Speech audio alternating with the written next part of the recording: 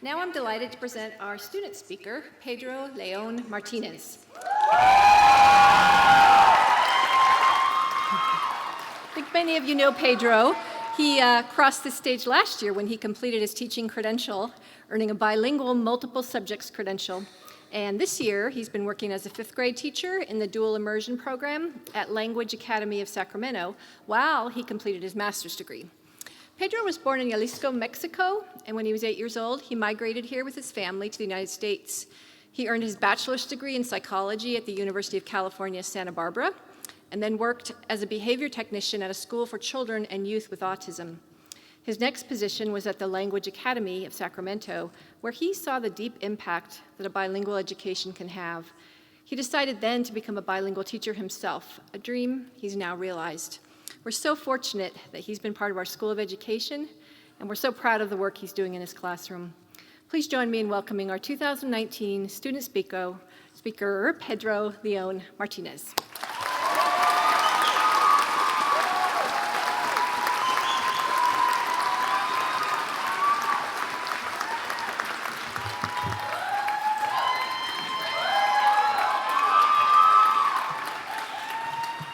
Thank you. Welcome, friends, family, and faculty. Let me start off by saying congratulations to the class of 2019. You did it. Yes, and I'm sure there are countless stories that we can all share about our journey to get to where we are today. And I personally have always loved stories. Stories that make you cry, laugh, scream. The best ones are the ones that can make you do all three at the same time. We all have a story to tell. And some of you here already know my story. When I was 8 years old, I migrated with my family to the US in search for better opportunities that weren't afforded to us in our country. I succeeded academically and was able to get to where I am today. You know, your classic dreamer narrative. But that is not the story that I want to highlight today. I want to start off with a little anecdote from fifth grade. At the time, I was a diehard Harry Potter fan. Hashtag Slytherin. Okay. I would hide under the covers at night with a little flashlight, and I would stay up all night reading Harry Potter. And Harry Potter and the Order of the Phoenix had just been published. I had not had the opportunity to read it because since it was so new, my local library didn't have a copy yet. Luckily, my fifth grade teacher, Ms. Terranol, was able to, she was also a Harry Potter fan and was able to lend me her copy. I took it home and I read it feverishly, but I was not able to finish it, unfortunately. My parents had decided that it was time to go back to Mexico, so it was with a broken heart that I took the book to Ms. Terranol and I gave it back to her. I explained the situation and I thanked her for letting me borrow the book. She gave me a hug and she told me to keep it. I'm not exactly sure why, but I would like to think that Ms. Terranol understood not just the importance of literacy, but the impact that stories can have on people. I would like to think that Ms. Terranol understood how a story like Harry Potter could impact a young boy in my situation. That book was the reason I was able to somehow stay connected to my community in Los Angeles while I was in Mexico. Furthermore, that book provided the escape I needed when things got bad. That book allowed me to dream a world in which my undocumented status did not define my future, and it didn't. I still have that book. It is currently in my classroom library, and this year it received a lot of love from my kids. And it's connections like this that I now enjoy the most about being a teacher, and one of my favorites happened last year while I was student teaching in first grade. We went to a field trip to Apple Hill, and as we were having lunch, some of my kids and I started having a conversation about traveling to Mexico. They talked about going there and how they loved to visit. And one of my students shares with the group that he has not had the opportunity to visit because his mom, although she dreams of one day going to Mexico, she cannot go with him porque no tiene papeles. She's undocumented. So I share with my student that I too am undocumented, and I will never forget the look on his face when I revealed that to him. Complete awe.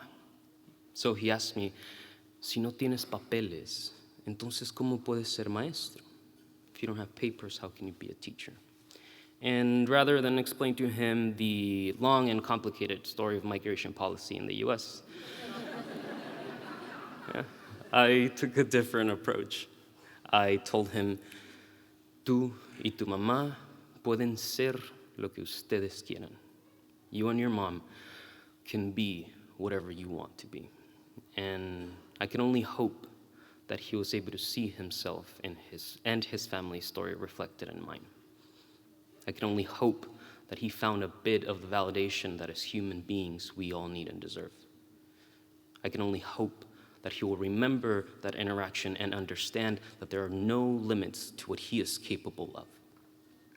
It was here at UC Davis School of Education that I learned that stories can be windows and mirrors.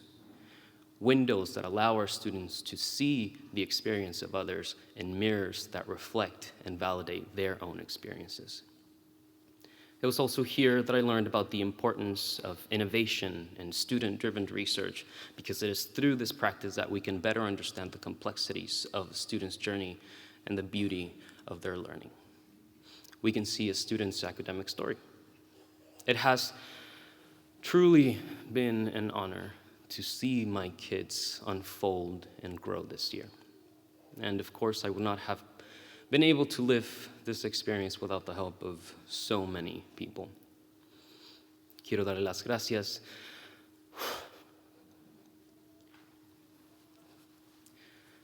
primeramente a mi papá.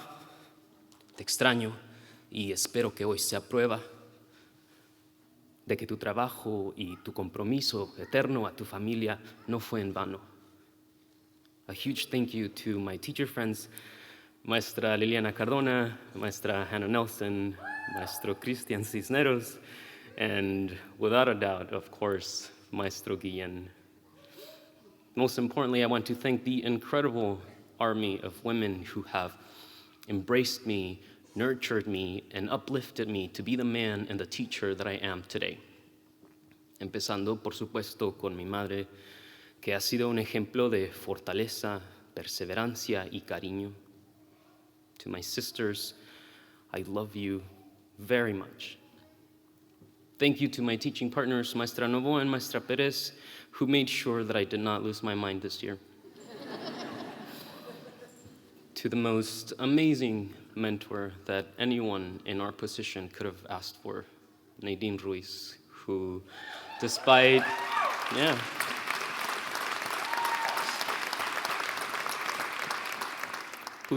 all of my fooling around, was able to see and channel my talent and passion. And of course, Cristina, there are no words to describe the amount of gratitude and love that I have for you. Thank you. And for those of you who are still going into your first year of teaching, if there's one thing that I ask that you take away from me rambling up here is that stories are important. Your story is important. So share your stories with your kids. Be vulnerable. Open yourself up to your students, and they will embrace you fully, I promise. Thank you for allowing me to be here again. Congratulations.